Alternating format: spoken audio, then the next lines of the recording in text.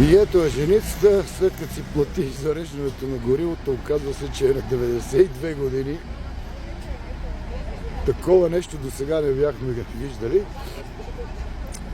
Се приближава бавно към колата, за да може да тръгне. Зад нея цистерната, добре, че шофьора е спокоен и да зарежда бензиностанцията. Ще поизчака малко. Но гледайте, моля ви се, не мога да повярвам. Това е жена, която кара кола.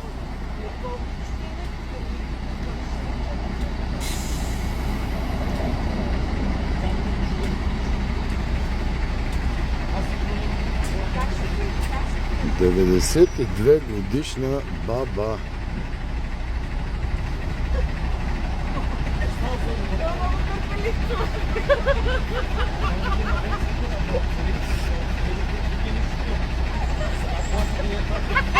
Гледайте хората се смеят, просто никой не може да повярва.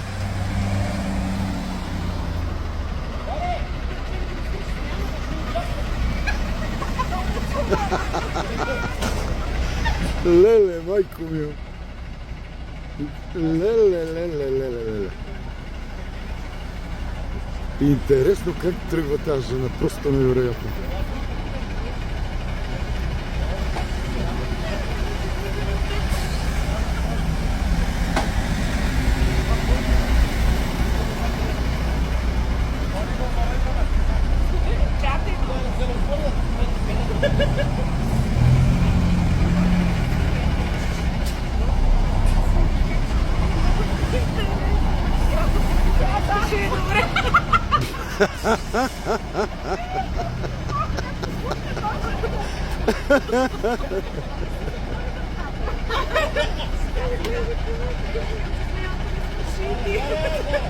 Важното е никой да не бърза сега. Бабата бърза работа няма.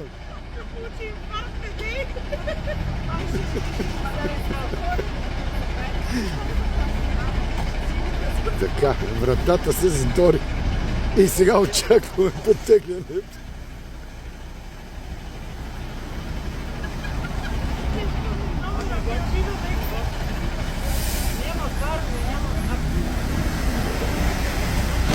И бабата тръгна.